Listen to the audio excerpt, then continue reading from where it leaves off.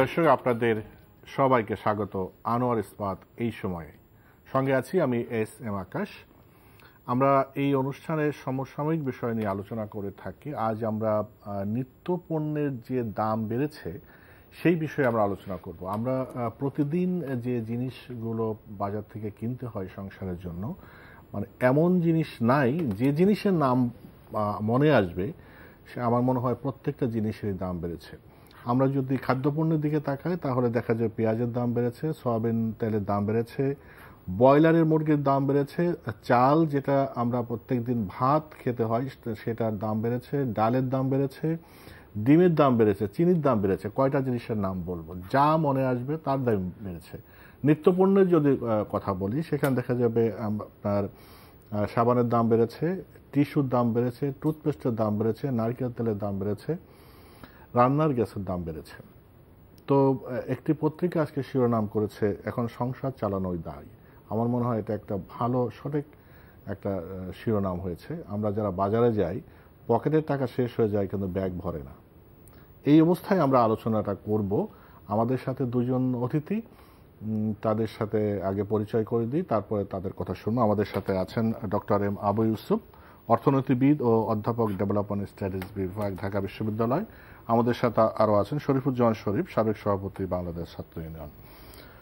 Doctor M Abu Yusuf, অর্থনীতিবিদ হিসেবে আপনি অবশ্যই নজর রাখছেন বাজারের যে অবস্থা।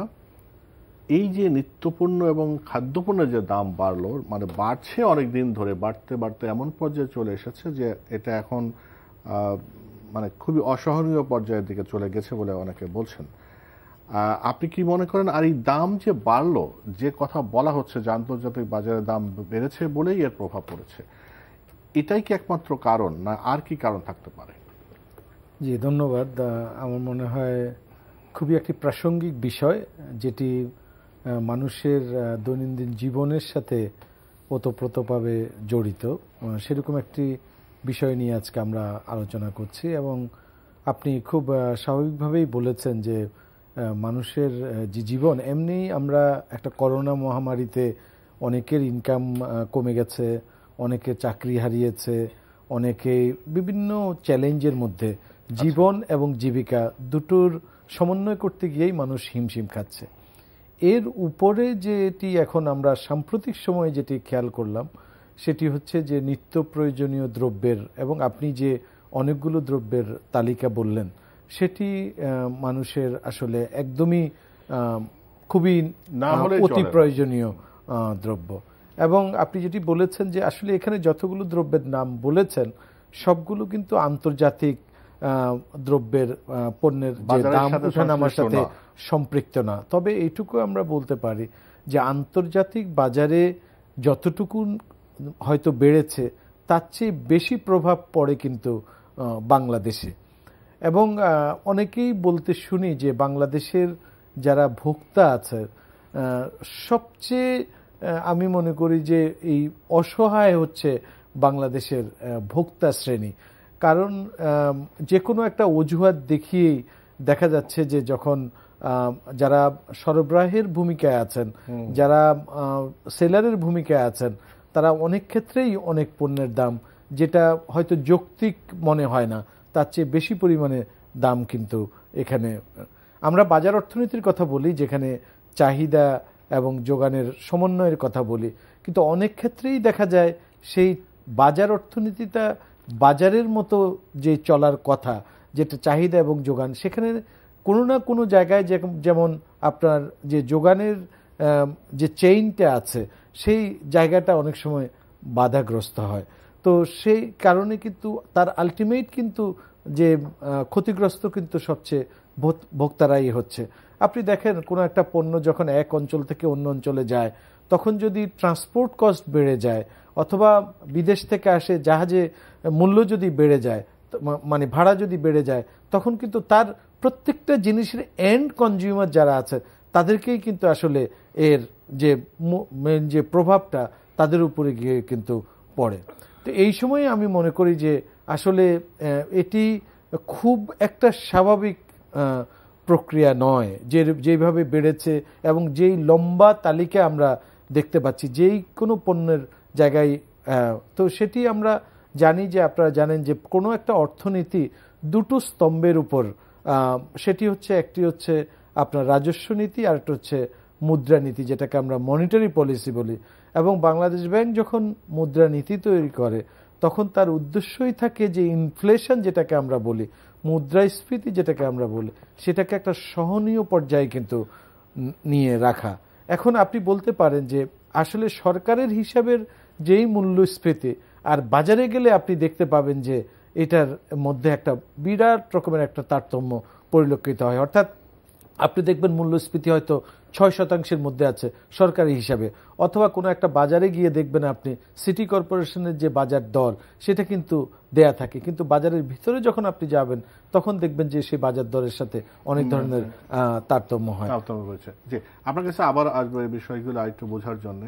শরীফুজ্জামান শরীফ, এই যে এই নিত্যপণ্যের দাম বা খাদ্যপণ্যের দাম তো বাড়ছে, যে তালিকা দিয়েছি এর বাইরেও তখনই আসলে কথাবার্তা হয় যখন যখন একদম চাল, ডাল, লবণ, পেঁয়াজ যেটা না হলেই নয়, তখনই আসলে আলোচনায় আসে। ফাঁকে ফাঁকে কিন্তু বিভিন্ন পণ্যের দাম বাড়তেই থাকে, যেগুলো হয়তো ওইভাবে আলোচনায় আসে না। হয়তো ওষুধের দাম দেখবেন যে প্রতি মাসেই হয়তো বাড়ছে, কিন্তু কেউ এদিকে খেয়াল করে না।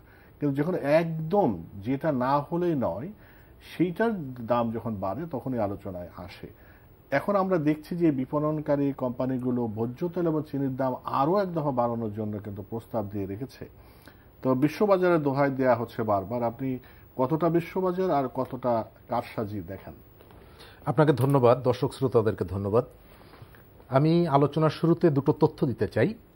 আপনি জানেন যে বাংলাদেশ সহ সারা পৃথিবী করোনা মোকাবেলা করছে, এবং এই করোনা মোকাবেলার কারণে পৃথিবীর আমাদের জনজীবনে, আমাদের লাইফস্টাইলে, আমাদের ইকোনমিতে, আমাদের কর্মসংস্থানে বিভিন্ন রকমের প্রভাব ফেলেছে। গত 13 মাসে বাংলাদেশে যে নিম্নবিত্ত ছিল তাদের 75% মানুষের ইনকাম যে পজিশন ছিল সেখান থেকে কমে এসেছে, এবং প্রায় 5.5 কোটির মতো মানুষ দারিদ্র্য সীমার নিচে নেমে গেছে। এটি একটি তথ্য আছে। আরেকটি তথ্য আছে, গত 13 মাসে বাংলাদেশ ব্যাংকের হিসাব অনুযায়ী 3,412 জন মানুষ তারা কোটিপতি হিসাবে নিজেদেরকে তালিকাভুক্ত করেছে, অর্থাৎ ব্যাংকে তাদের ডিপোজিটের পরিমাণ কোটি টাকার উপরে। এর সংখ্যাটা এক একজনের থেকে এক এক রকম। অর্থাৎ আপনার সোসাইটির মধ্যে এই যে অস্বাভাবিক যে অবস্থা, এই অস্বাভাবিক অবস্থায় আপনার কিন্তু সামগ্রিকভাবে আপনি বলতে পারছেন না, একদিকে ধনীর সংখ্যাটা বাড়ছে, আবার নিম্ন আয় অথবা সীমিত আয়ের যে মানুষ তাদের জীবনের উপরে প্রভাব পড়ছে। আমাদের এখানে প্রবলেমটা হচ্ছে আমাদের গভর্নমেন্টগুলো তারা ফিলোসফিক্যালি তারা সবসময় সমৃদ্ধির গল্প শুনতে পছন্দ করে।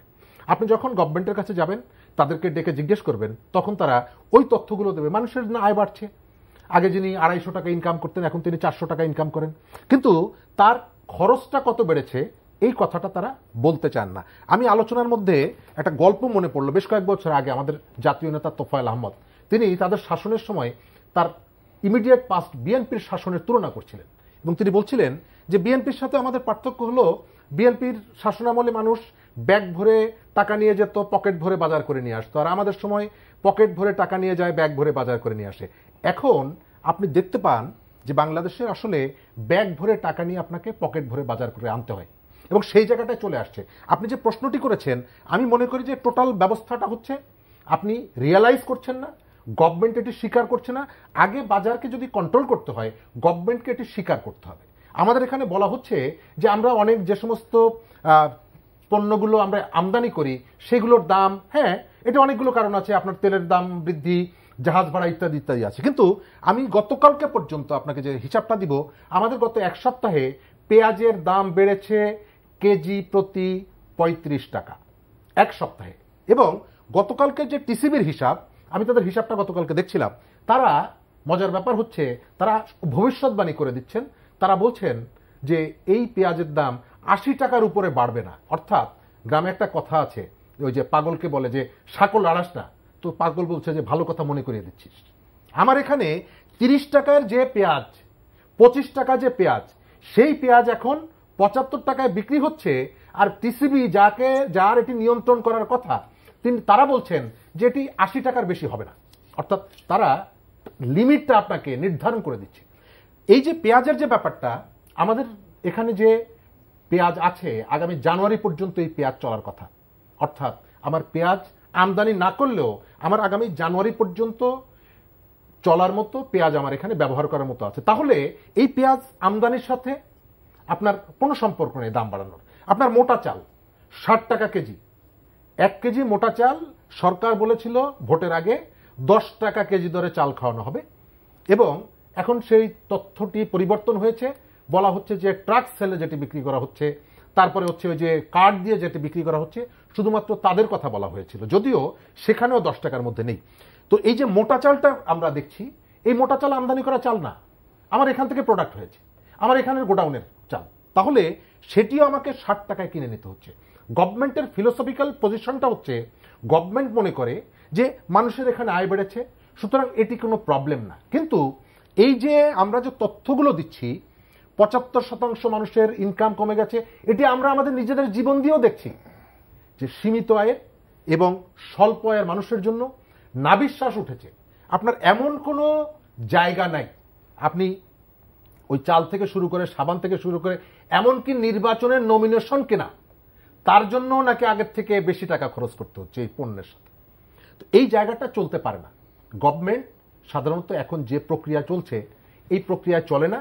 আমাদের এখানকার সমস্যাটা হচ্ছে, সরকার বাজার ব্যবস্থাপনার জন্য যে ধরনের আপনার কাউন্টার অ্যারেঞ্জমেন্টটা থাকা দরকার, আমাদের এখানে সেটি হয় না। আমাদের এখানে কি হয়, বাণিজ্য মন্ত্রী, আপনার খেয়াল আছে এর আগে একজনে বলেছিলেন দ্রব্যমূল্য বৃদ্ধির পরে বাজারে কম যাবেন, কম খাবেন, কম বাজার করবেন।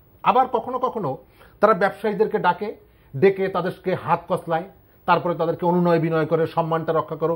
মজার বিষয় দেখবেন, প্রতি বছর রোজার আগে তারা ব্যবসায়ীদের সাথে বৈঠক করে, সরকারের সাথে, এবং বৈঠক করে বলে যে রোজায় আমরা কোনো জিনিসের দাম বাড়াবো না।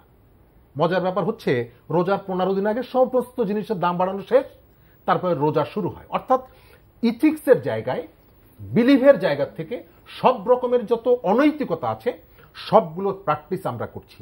আপনি মানুষের এই দুরবস্থার দায়টি আমি সম্পূর্ণভাবে অব্যবস্থাপনার উপরে ছেড়ে দেব। স্যার যেটি বললেন, আমাদের ডিমান্ড সাপ্লাইয়ের যে সেই যে পরীক্ষিত থিওরি, বাংলাদেশে এসে বাংলাদেশের বাজার ব্যবস্থাপনায় সেই থিওরি কাজ করছে না। আপনার গোডাউনে আছে, আপনার মাঠে ধান আছে, চাল আছে চাতালে, বাজারে পণ্য আছে, কিন্তু চাহিদাও সেই রকমের না, সরবরাহ ঠিক আছে, কিন্তু জিনিসের দাম কন্ট্রোল করা যাচ্ছে না। ডক্টর এম আবু ইউসুফ, এই যে কঠিন পরিস্থিতিতে তো সরকারের কিছু ভূমিকা রাখা দরকার। সরকারের যে ভূমিকা আপনি দেখছেন, অনেকে বলছেন যে এটা খুবই সীমিত, সরকার যতটা ভূমিকা রাখা দরকার সেটা রাখছে না। শরীফ যেমন বলছে যে অব্যবস্থাপনা বা এই যে সরবরাহ এবং যোগান, আপনি চাহিদা এবং যোগানের যে কথা বললেন, এটা তো আমরা শুনে আসছি, কিন্তু আপনি বলছেন যে বাধাপ্রাপ্ত হয়, কিন্তু সেখানেই তো সরকার ইন্টারভিন করার কথা, সেটা করছেন কিনা।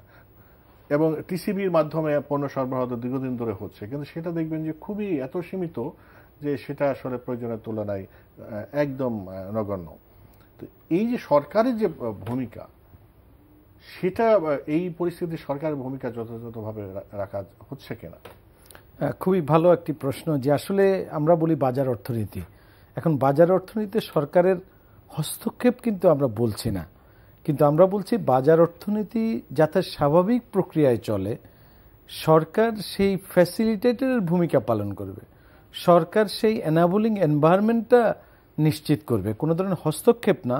অর্থাৎ যদি সরবরাহ যে কাঠামোতে যদি কোনো ধরনের বাধা প্রাপ্ত হয়, সেটি যাতে না হয়, অর্থাৎ স্বাভাবিক প্রক্রিয়াটা সেটি করবে। তো শরীফ ভাই খুব ভালোভাবেই বলেছেন, আসলে বাজার ব্যবস্থাপনার উপর জোর দিতে হবে। যেমন কেউ স্টক করছে কিনা, কোথাও কেউ মজুত করছে কিনা, সরকারের নজরের বাইরে বা আইনশৃঙ্খলা বাহিনী যারা আছে তাদের নজরের বাইরে কিন্তু থাকার কথা না। সুতরাং কেউ যদি মনে করেন এরকম কৃত্রিম কোনো সংকট তৈরি করে থাকে, সেটা দূর করার দায়িত্ব কিন্তু আসলে সরকারের। আমরা যদি দেখি যে না, বাজারে যথেষ্ট পরিমাণে সরবরাহ আছে, যথেষ্ট পরিমাণে উৎপাদন আছে। তবে এটি ঠিক, এখন কিন্তু আমাদের একটা সিজনাল চেঞ্জ হচ্ছে। আপনি দেখবেন নতুন নতুন প্রোডাক্ট হয়তো বাজারে কিছুদিন পরে শীতকালীন সবজি থেকে আরম্ভ করে নতুন ফসল আসবে। এরকম একটা ভেরিয়েশনে মানে যখন সিজনাল চেঞ্জ হয় তখন একটু দাম স্বাভাবিকভাবেই হয়তো বাড়তে পারে, কিন্তু সেটা যতটুকু শস্যের দাম বাড়ে, যেটা হয়তো আপনার শীতের লাউ লকলকে লাউ আসছে সেটার দাম একটু আপনি 2 টাকা 5 টাকা বেশি নিতে পারেন, কিন্তু পেঁয়াজের দাম আপনি কিভাবে বাড়ান? যেটি বলা হলো যে জানুয়ারি পর্যন্ত যদি আমাদের মজুদ থেকে থাকে পেঁয়াজের, তাহলে তো এই সময় তো এই সংকটটা হওয়ার কথা না। তাহলে এই জায়গাটা একটু দেখতে হবে যে এখানে মার্কেটটা আসলে কারা নিয়ন্ত্রণ করছে, কতজন আমদানিকারক আছে। এইগুলো কিন্তু আসলে সরকার এগুলোকে কন্ট্রোল করতে পারে, যে আমদানিকারকের সংখ্যা যদি একদম সীমিত পর্যায়ে থাকে তখন তারা কিন্তু এক ধরনের সেখানে কার্টেল তৈরি করতে পারে। অথবা আমরা দেখতে পাচ্ছি যে ঠিক আছে, যখন যেগুলো আমদানি নির্ভর পণ্য সেখানে যদি আমাদের শুল্ক কাঠামো যেটি আছে সেখানে যদি কোনো ধরনের পরিবর্তন আনতে হয়, জনগণের স্বার্থে কিন্তু সেখানে পরিবর্তন আনতে পারে। এবং আমরা দেখেছি, পত্রিকায় দেখেছি, যেখানে বলা হয়েছে বাণিজ্য মন্ত্রণালয় থেকে সেগুলো একটা প্রস্তাব এনবিআর দেওয়া হয়েছে, কিন্তু সেটা এখনো আসেনি। কিন্তু আমার কথা হচ্ছে যে যদি শুল্ক কাঠামোতে পরিবর্তন হয়ও, তাহলে যেই ছাড়টা দেয়া হয় সেই অনুযায়ী যাতে বাজারে তার প্রতিফলনটা ঘটে। দেখা গেল শুল্ক কাঠামোতেও পরিবর্তন হলো, শুল্ক কমানো হলো, লাভটা পেল, আবার কিন্তু দেখা গেছে যে জিনিসপত্রের দামও কিন্তু একই রকম থাকলো। সেই জায়গাটা কিন্তু বাজারের যে মনিটরিং ব্যবস্থা, সেই মনিটরিং ব্যবস্থা কিন্তু আসলে জোর দিতে হবে। আর আরেকটা জিনিস সেটি দেখতে হবে, যেটা আপনি টিসিবি যেটা পণ্য ন্যায্য দামে বিক্রি করছে অথবা অপেক্ষাকৃত কম দামে যখন বিক্রি করে, সেটির পরিমাণ কিন্তু আসলে কম। এখন সেইটা আপনি দেখতে পারেন যেখানে নিম্নআয়ের মানুষ, যেখানে আপনি শহরে সাধারণত শহরের যে দরিদ্র জনগোষ্ঠী অথবা আপনার যে স্লাম এরিয়াতে, সেই সব জায়গায়ও কিন্তু আসলে নিম্নআয়ের মানুষ যেখানে থাকে সেখানে এই বিক্রয়টা কিন্তু বেশি পরিমাণে আসলে এরকম একটা ক্রাইসিস মোমেন্টে সেটা করতে পারে। আরেকটা জিনিস, সেটা আমি শরীফ ভাইয়ের সাথে একটু বলবো, উনি দারিদ্রতার কথা বলেছে যে আসলে এই করোনাকালীন সময়ে আমাদের যে পভার্টি ইনসিডেন্স সেটা বেড়ে এই জায়গাটা আমি আলাদা করে দারিদ্র সীমা এবং নতুন দারিদ্র কি হলো না হলো সেটা কিভাবে অ্যাডজাস্ট করে সেটা আমি আলাদা করে জানতে চাইবো। শরীফুজ্জামান শরীফ, এই যে এর আগের কথা বলার সময় ডক্টর এম আবু ইউসুফ বলেছেন যে আমাদের দেশে হচ্ছে অসহায় হচ্ছে ভোক্তারা হচ্ছে সবসময় অসহায়। এই অসহায়ের পক্ষে দাঁড়ানোর জন্যই তো সরকার, কারণ আমরা জানি বিজনেসম্যান হোক বা রাজনীতিবিদ হোক বা এই যে যারা সিন্ডিকেট করেন এরা কিন্তু সবসময় শক্তিশালী হয়। এদের বিরুদ্ধে আইনি কাঠামো প্রয়োগ করে এই জনগণের পক্ষে দাঁড়ানোই তো সরকারের কাজ, কিন্তু আপনি সেটা দেখেন কিনা। টিসিবির কথা বলা হচ্ছে এখানে, টিসিবিতে আমরা বারবার বলছি যে কম 2 অর্থে কম। এক অর্থে যে যত পরিমাণ মাল দেয়া হচ্ছে সেটা কম, এবং একজন মানুষ মাথাপিছু যে পরিমাণ পণ্য দেয়া হয় সেটাও কম। আমি এই যে কারণটা আপনি বললেন, প্রথমত ওই যে আমি যেটি বললাম যে গভর্নমেন্টের ফিলোসফিটা কি, আমি মনে করি যে আপনি যে ক্লাসের রিপ্রেজেন্ট করবেন আপনি সেই ক্লাসের ইন্টারেস্টকে অবশ্যই প্রোটেক্ট করার চেষ্টা করবেন। আমাদের এখানে আপনি যাদেরকে পলিসি মেকার হিসাবে বসিয়ে রেখেছেন তারা প্রত্যেকেই কোনো না কোনো এই ধরনের গ্রুপের ইন্টারেস্ট তাকে দেখতে হবে। আমার খাদ্যমন্ত্রী তিনি একজন বড় চাল ব্যবসায়ী, দেশের একজন বড় চাল ব্যবসায়ী। একজন চাল ব্যবসায়ী তিনি মন্ত্রী হতে পারবেন না, নট দ্যাট, তিনি পারবেন। কিন্তু যখন ডিসিশনটা নেওয়া হয়, গত কয়েকদিন আগে মিডিয়াতে আমরা দেখলাম যে তাকে এটি নিয়ে প্রশ্ন করার পরে একটা পর্যায়ে যিনি প্রশ্ন করেছেন তাকে ক্ষমা চাইতে হয়েছে। তো আমরা স্যার যেটি বললেন যে এখানে সরকার কখনো কখনো এই যে শুল্ক হার কমিয়ে দেয়, চাল আমদানির ক্ষেত্রে কিন্তু সেটি হয়েছে, কিন্তু তার ইম্প্যাক্ট কি বাজারে পড়েছে? না। এই যে চালের ব্যবসায়ীরা তারা যখন ইম্পোর্ট করেছে তখন সেখান থেকে তারা একটা সুবিধা পেয়েছে, শুল্ক সুবিধা।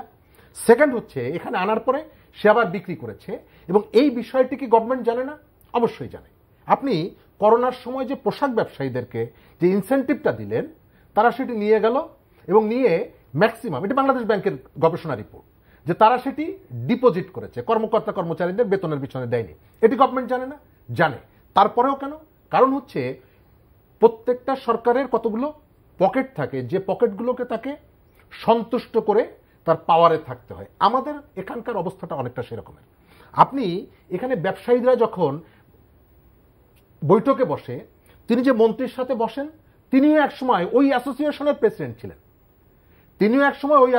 প্রেসিডেন্ট ছিলেন। তিনি ব্যবসায়ীদের সাথে বসেন না, তার পুরনো সহকর্মীদের সাথে কিন্তু আলাপ করতে বসেন। সুতরাং সেখানে ইন্টারেস্টের যে জায়গাটা, আপনি ঢাকা শহরে একটা শঙ্কিত হওয়ার মতন খবর দিয়ে রাখি, বাস ভাড়া বৃদ্ধি করার একটা সিদ্ধান্ত ইতিমধ্যেই নেওয়া হয়েছে। যদিও যেখান থেকে নেওয়া হয়েছে এটি নেওয়ার কোনো যৌক্তিক রাইট তাদের নেই। ঢাকার মোহাম্মদপুর থেকে ঘাটার চর থেকে যাত্রাবাড়ি পর্যন্ত নতুন একটি রুট চালু হচ্ছে। একটা রুটে 100-র বেশি বাস নামবে এবং সিটি কর্পোরেশন বসে সেখানে সিদ্ধান্ত নিয়ে রেখেছে, মালিক সমিতি ছিল। আপনি এখানে যখন বাসের ভাড়া নির্ধারিত হয়, কখনোই যাত্রীদের কোনো প্রতিনিধি সেখানে রাখা হয় না। মালিক, সরকার, শ্রমিক তারা বসে সিদ্ধান্ত নেন, যদিও পরবর্তীকালে তারা ওই সিদ্ধান্ত মানেন না। ঢাকা শহরে যে সিএনজি গুলো চলছে, আজকে আপনি যদি 10 বছর বয়সের একটা শিশুকে বলেন যে এই সিএনজি গুলো ঢাকা এসেছিল মিটারে চলাচল করার জন্য, ওকে বিশ্বাস করবে? নো। আমরা ভুলেই গেছি যে এখানে সিএনজি নামানো হয়েছিল মিটার অনুযায়ী, আমরা সেই পথে আমরা পেমেন্ট দিয়ে আমরা যাব। কারণ অব্যবস্থাপনাটা এটা এখন একটা মানে প্রাতিষ্ঠানিক রূপ পেয়েছে, এটিকে আমরা মেনেই নিয়েছি। আপনি টিসিবির কথা বলছেন, টিসিবি যে প্রক্রিয়ার মধ্য দিয়ে এখানে বাজারে হস্তক্ষেপ করার চেষ্টা করে, আমি এবং আমাদের দলের পক্ষ থেকেও আমরা বলেছি যে এটি আসলে মানে কোনো রকমের ইম্প্যাক্ট ফেলতে পারবে না। কেন? এই যে ট্রাক সেলের কথা বলছেন, একটা ওয়ার্ডে, ঢাকা শহরের একটা ওয়ার্ডে গরিব মানুষের সংখ্যা কত? আপনি ঢাকায় দেখবেন মতিঝিলে একটা ট্রাক, প্রেস ক্লাবের সামনে একটা ট্রাক, এক একটা ওয়ার্ডে 1 বা 2টো ট্রাক রাখছে। সুতরাং এই ট্রাকের পেছনে যত মানুষ তারা দাঁড়াচ্ছে, ঘন্টার পর ঘন্টা তাদের শ্রম ঘন্টা যাচ্ছে এবং এরা প্রত্যেকেই শ্রমজীবী মানুষ। পাশে রিক্সা রেখে তিনি লাইনে দাঁড়িয়ে আছেন, 2 ঘন্টা তাকে এখানে থাকতে হবে। তাহলে এই 2 ঘন্টা সময় তিনি কিন্তু রিক্সা চালাচ্ছেন না, নাম্বার 1। নাম্বার 2 হচ্ছে অনেক অফিসের কর্মচারী আছেন, কর্মকর্তা আছেন, এমনকি আমাদের সমাজে অনেক সম্মানিত লোক আছেন যিনি তার বেশভূষা পোশাকটা সাথে তার ঘরের যে আর্থিক অবস্থা সেটি মানানসই না। তার পক্ষে ওই ট্রাকের পেছনে দাঁড়িয়ে খাদ্যপণ্য সংগ্রহ করা সম্ভব না তার সামাজিক কারণে।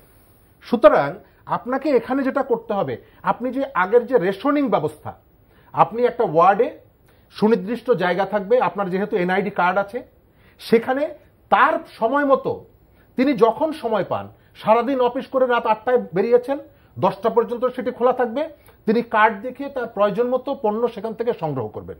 এটি হচ্ছে সায়েন্টিফিক। এবং যে সমস্ত জায়গায় কিন্তু এটা যে আপনি বলছেন, কিন্তু সরকার এটা কি জানে না? সরকার তো জানে, কিন্তু সরকার করছে না কেন? সেটাই তো করছে না এই কারণে আমার দেশে আমার থেকে সরকারের কাছে গুরুত্বপূর্ণ হলো এই কাউরান বাজারের বড় বড় ব্যবসায়ীরা, আপনার থেকে সরকারের কাছে গুরুত্বপূর্ণ হলো ওই যে পোশাক খাতের বড় মালিক যারা। কারণ বাংলাদেশের পলিটিক্যাল এখন যে পরিস্থিতি তৈরি হয়েছে, আপনার আমার থেকে পাবলিক এখানে কোনো ফ্যাক্টর না। এখানে ফ্যাক্টরকে, এখানে ফ্যাক্টর অ্যাডমিনিস্ট্রেশন, এখানে ফ্যাক্টর বড় ব্যবসায়ীরা। সুতরাং তাদেরকে কনভিন্স না করে, আপনি জাস্ট আমি একটা উদাহরণ দিই, সারারও ভালো বলতে পারবে, আমি শেষ করে দিব। আপনি করোনার মধ্যে খুব ভালো একটা উদ্যোগ নিলেন ইনসেন্টিভ দেওয়ার। আপনি পোশাক খাতের মালিকদেরকে দিলেন, যাদের একটা বিরাট ভূমিকা আছে আমাদের ইকোনমির ক্ষেত্রে, আমাদের এখানে এমপ্লয়মেন্টের ক্ষেত্রে, কিন্তু আপনি তাকে সুদ পার্সেন্ট কত? আপনি তাকে দিলেন 3%। আর আপনি যে কৃষককে সুদ দিলেন, যে অর্থটা দিলেন, সেখানে 5%। তার মানে হলো আপনি কাকে গুরুত্ব দিচ্ছেন এই একই ধরনের কাজ দিয়ে বোঝা যায়। এই কারণে সরকার কোনো শক্ত ব্যবস্থা নিতে পারে না। যে আপনি কাকে গুরুত্ব দিবেন এই সিচুয়েশন, কঠিন সিচুয়েশন, জনগণ এখানে ভিকটিম, অসহায়, তাদেরকেই তো দেয়ার কথা থিওরিটিক্যালি। প্র্যাকটিক্যালি আমরা কিন্তু সেটা দেখছি কিনা। আসলে সরকারের যে ভূমিকা, সেটি তো অবশ্যই আমরা বলি জনগণ সমস্ত ক্ষমতার উৎস, সেটি যদি আমরা মিন করে থাকি তো ডেফিনেটলি সাধারণ মানুষের জীবন মান, পার্টিকুলারলি আপনি দেখবেন, আপনি উন্নত বিশ্বের যদি দেখেন, সেখানে কিন্তু খাদ্যপণ্যের দামটা এমনভাবে সহনীয় পর্যায়ে রাখা হয় যাতে একজন অবস্থা সম্পন্ন ব্যক্তি তিনি যেমন অ্যাফোর্ড করতে পারে, আবার একজন সাধারণ মানুষও যাতে অ্যাফোর্ড করতে পারে, সেরকম একটা কিন্তু সমন্বয়ের ব্যবস্থা করা হয়। তো সেজন্য আমি যেটি শরীফ ভাই যেটি বললেন রেশন কার্ডের কথা, অর্থাৎ এখন রেশন কার্ড যদি আপনি দিতে হয় বা আপনি যদি হেলথ কার্ডের কথা আমরা অনেকদিন থেকে বলছি, তাহলে কাকে দিবেন? আপনার কাছে কি সেই তালিকাটা আছে? এবং সেই জায়গাটা কিন্তু আমাদের একটা দুর্বলতম দিক হচ্ছে। আমরা আশা করেছিলাম যে এরকম একটা যে প্যান্ডেমিক সিচুয়েশনে যে কারা আসলে ক্ষতিগ্রস্ত হয়েছে, আমরা বলছি অনেক বেসরকারি সংস্থা সেই তথ্য দিচ্ছে, কিন্তু বাংলাদেশ ব্যুরো অফ স্ট্যাটিস্টিক্স থেকে আমাদের এই যে পভার্টি সিচুয়েশন তার কিন্তু হালনাগাদ তথ্য কিন্তু আমাদের কাছে নাই। কারণ 2016 সালে house hold income and expenditure survey হয়েছে, এরপরে কিন্তু 5 বছরের মধ্যে আমাদের কাছে কিন্তু যে হালনাগাদ তথ্য নাই।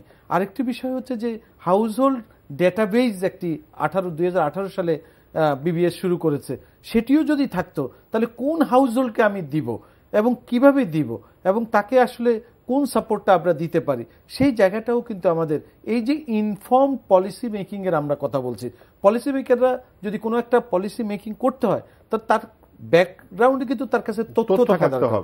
এই তথ্যের কিন্তু একটা বড় অভাব কিন্তু আমাদের এখানে রয়ে গেছে। তো সেই জন্য আমি মনে করি যে সাধারণ মানুষ অবশ্যই তার প্রায়োরিটিটা থাকা উচিত। আবার যারা বিজনেস করছে, মনে করেন আমাদের যে গ্লোবাল মার্কেটে যারা আমাদের মনে করেন একটা বিরাট অংশ আমাদের এক্সপোর্ট আর্নিংস করছে, তারা তাদের মতো করে তাদেরকে, অর্থাৎ এখানে যে আমি ব্যবসায়ীদের দিলে যে সাধারণ জনগণকে দিতে পারবো না তা না, কিন্তু তার যাতে একটা সামঞ্জস্য থাকে, অর্থাৎ তার একটা রেশনালিটি থাকে, কারণ আপনি ট্যাক্স পেয়ার্স মানি কিন্তু আপনি সাপোর্ট দিচ্ছেন।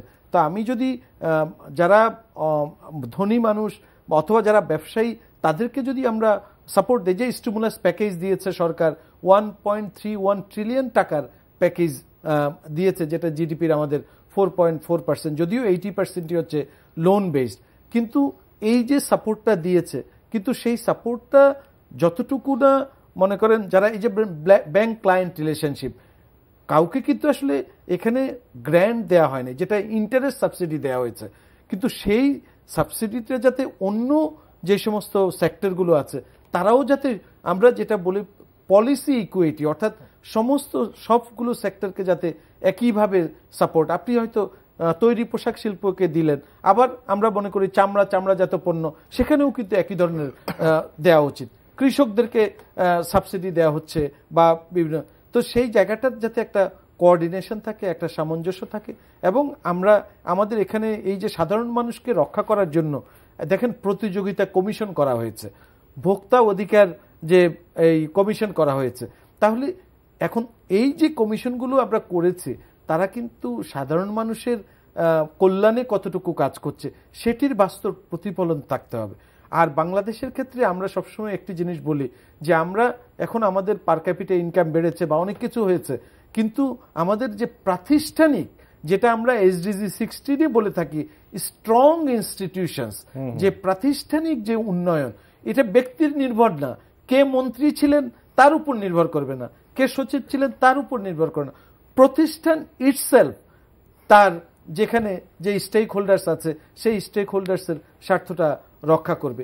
এই জায়গাটা আমাদের আসলে একটু নজর দিতে হবে, অর্থাৎ প্রতিষ্ঠান আপনি যে আমরা যেটা বলছি এনাবলিং যে এনভায়রনমেন্টটা, যেই জায়গাটা, সেই পরিবেশটা আসলে তৈরি করে দিতে হবে। প্লাস হচ্ছে আপনি দেখেন এখন এই যে অনেকের আয় যে কমে গেছে, এখন তাকে যদি আমার ইনকাম এনহ্যান্সমেন্ট সাপোর্ট দিতে হয় তাহলে সেই জায়গাটা খুঁজে বের করতে হবে, আসলে যারা সবচেয়ে বেশি ক্ষতিগ্রস্ত হয়েছে তাদেরই আসলে সাপোর্ট দেওয়া দরকার, কিন্তু স্টিমুলাস প্যাকেজে যারা সবচেয়ে বেশি ক্ষতিগ্রস্ত হয়েছে তারা সেই পরিমাণে কিন্তু আসলে সাপোর্ট পায় নাই। কারণ হচ্ছে ওই যে ব্যাংক ক্লায়েন্ট রিলেশনশিপ, আপনার লোন সাপোর্ট যারা পেতে, তাহলে সাধারণ মানুষের তো সেই সাপোর্টটা পাওয়ার মতো, তার প্রতিষ্ঠান থেকে যে সাপোর্টটা পাওয়া দরকার সেই সাপোর্টটা পাওয়ার মতো তার সক্ষমতা নাই। তো এই জায়গাগুলো আমাদের আসলে নজর দিতে হবে। এবং সর্বোপরি আমি বলবো যে আসলে বাজারটা যাতে, বাজার অর্থনীতি আমি শুরু করেছিলাম যেটা, বাজার অর্থনীতি যাতে বাজারের মতো, বাজার অর্থনীতির স্বাভাবিক প্রক্রিয়া যাতে চলতে পারে সেই ব্যবস্থাটা কিন্তু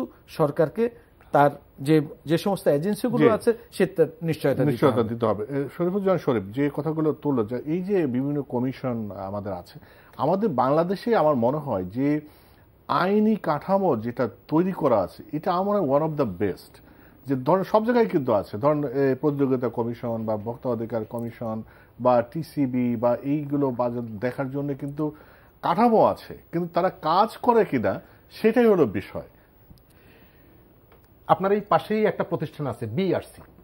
আমাদের এখানে জ্বালানির পণ্যের যখন দাম বাড়ানো হয় সেখানে শুনানি হয়, পাবলিক হিয়ারিং হয় এবং তার ভেতর থেকে তারা সিদ্ধান্ত গ্রহণ করে। যখন গ্যাসের দাম এবং তেলের দাম বাড়ানোর সিদ্ধান্ত হয় আমরা প্রতিবারই আসি, এসে আমরা যুক্তি দিয়ে দেখাই যে বাংলাদেশের যে জ্বালানির দাম আছে এটি কমানো সম্ভব, এখানে যে গ্যাসের দাম আছে এটা কমানো সম্ভব। এটি দীর্ঘ আলোচনা এবং এটি আপনি কখনো সুযোগ থাকলে সেটি আমরা বলবো। আমরা গত কিছুদিন আগে এখানে এসে বললাম যে আমাদের যে এলপিজি গ্যাস আছে, আপনি সিলিন্ডারে করে এখন ঢাকা শহরেও এটি মানুষ কিনছে, ঢাকার বাইরে এটি কিনতে হচ্ছে। এপ্রিল মাসের 12 তারিখে পর্যন্ত 12 কেজি যে এলপিজি গ্যাস বাংলাদেশে তার দাম ছিল 591 টাকা। ঠিক একই সময়ে কলকাতায় তার দাম ছিল 460 থেকে 470 টাকা। আজকে গত কয়েকদিন আগে একটা শুনানি হয়েছে, সেই শুনানিতে আমরা ছিলাম, আমরা তথ্য প্রমাণ দিয়ে দেখিয়েছি যে কিভাবে খরচটা কমানো সম্ভব। এই আমাদের মাটির নিচে যে গ্যাস আছে এই গ্যাসটা আমরা তুলতে পারি, কিন্তু পরিকল্পিতভাবে সেই গ্যাস তোলা হচ্ছে না। এর জন্য অর্থ বরাদ্দের যে বিষয়টি সেটি আটকে রাখা হয়েছে। সেকেন্ড হলো যে এর কারণটা কি? কারণটা হচ্ছে যে যাতে গ্যাস ব্যবসা যারা করছে তাদের জন্য একটা স্পেস তৈরি করে দেওয়ার জন্য শুনানি করে এপ্রিল মাসের 12 তারিখে যে গ্যাসের দাম ছিল 992 টাকা, আজকে শুনানি করে ব্যবসায়ীদের স্বার্থে সেই গ্যাসের দাম বাড়ানো হয়েছে একই 1259 টাকা। অর্থাৎ এই 3-4 মাসে আপনি এই যে দামটা বাড়ালেন, মানুষের কি আয় বেড়েছে? নো। আপনি দাম যে বাড়ালেন তার তো একটা যৌক্তিক কারণ থাকতে হবে যে এই কারণে। তাদের কারণটা কি? কারণটা হচ্ছে যে আমরা জাহাজে করে গ্যাস নিয়ে আসি। এখানে একটা জিনিস আমি বলি, আমি এর আগেও শুনেছি যে আপনারা আসেন এবং অনেক বিজ্ঞ ব্যক্তিরা এসে সুন্দর যুক্তি দেখান যে এই কারণে এটা কমানো সম্ভব।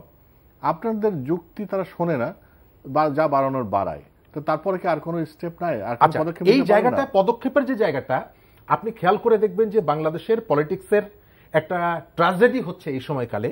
এক সময় রাজনীতি ছিল মানে হলো মানুষের সংকট নিয়ে কথা বলা, আর এখন যখন মানুষের সংকট আসে তখন কিন্তু খুব পরিকল্পিতভাবে যারা স্টেট পাওয়ারে থাকে তারা ইতিহাসের বিভিন্ন ইস্যুগুলোকে সামনে এনে আপনার সামনে এমনভাবে ছড়িয়ে দিচ্ছে আপনি ছুটে যাচ্ছেন ওই ইস্যু নিয়ে তর্ক করার জন্য। এর ভেতর থেকে আপনার ইকোনমিক রিলেটেড যে সমস্ত ইস্যুগুলো আছে, মানুষের জীবন ঘনিষ্ঠ যে সমস্যাগুলো আছে, সেই সমস্যাগুলো নিয়ে কখনো আলোচনা হয় না।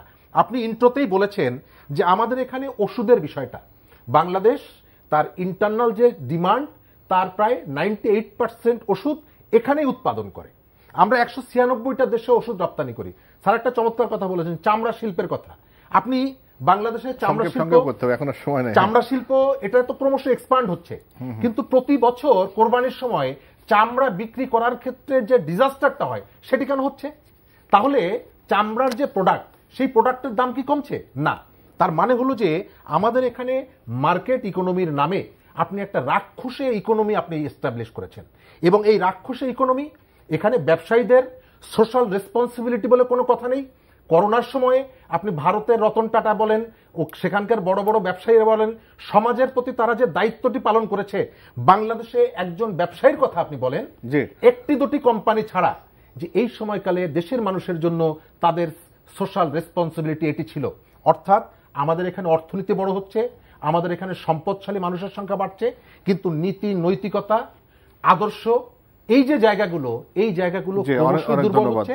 এর পেছনে গভর্নমেন্টের পলিসি একমাত্র। আবু ইউসুফ, আপনার এই প্রশ্ন দিয়ে শেষ করে আপনি যেটা বলতে চাচ্ছিলেন এর আগে, যে দারিদ্র সীমা কি কোন অবস্থায় দাঁড়ালো? করোনার কারণে কিন্তু অনেকে চাকরি হারিয়েছে, তাদের রোজগার অনেকে কমে গিয়েছে, নানাবিধ সমস্যার কারণে যে দারিদ্র সীমা নিচে অনেকে চলে এসেছে।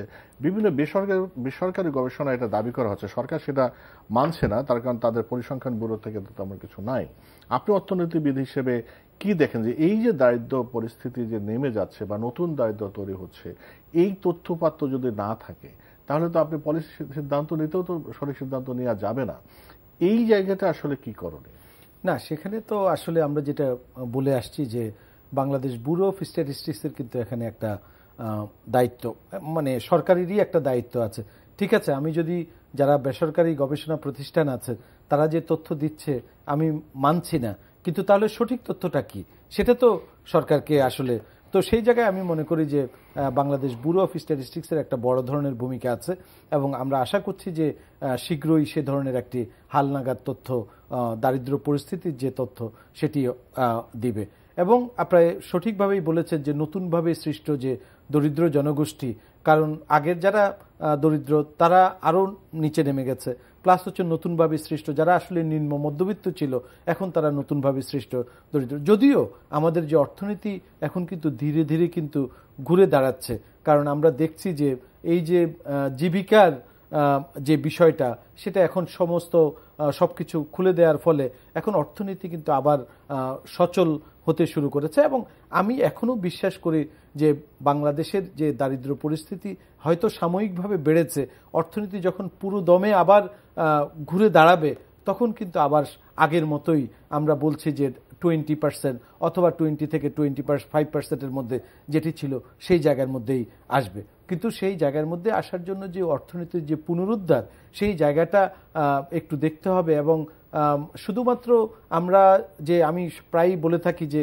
আসলে বিয়ন্ড গ্রোথ, যে আমরা শুধু যে ইনকামের বাইরেও কিন্তু এখন উন্নয়ন যে বহুমাত্রিক যে অন্যান্য যে বিষয়গুলো আছে, অথবা আমরা যেটাকে বলছি স্পেশাল ডাইমেনশন, যে আমরা শুধু একটা যে রাজধানীর কথা চিন্তা করলে হবে না, শহরের কথা চিন্তা করলে হবে না, যেগুলো দারিদ্র পীড়িত যে সমস্ত অঞ্চল আছে সেই জায়গাগুলোকেও, যেটা আমরা এসডিজিতে বলে থাকি no one will be left behind, সবাইকে নিয়ে কিন্তু তুলে নিয়ে আসতে হবে, যেটা ইনক্লুসিভ ডেভেলপমেন্টের কথা বলছি, আমরা ইনক্লুসিভ গ্রোথের কথা বলছি, সেইটা যদি আমরা নিশ্চিত করতে পারি তাহলে কিন্তু আমাদের উন্নয়ন যেটা সেটা সুষম উন্নয়ন হবে। যেটা বলছেন সাথে সাথে বাজার ব্যবস্থাপনা, এই জায়গায় কিন্তু ধীরে ধীরে আপনার যদি বাজার ব্যবস্থাপনা ঠিক না হয়, যদি আমার পকেট থেকে যদি অতিরিক্ত টাকা খরচ হয়ে যায়, আমার ইনকাম 100 টাকা, আমার যদি 10 টাকা খরচ করতে হয়, আপনার কাছ থেকে আমার 10 টাকা নিতে হবে, আমি ঋণে পড়ে যাব, বা ঋণ আবার সুদের পরে আমি একটা চক্রে পড়ে যাব।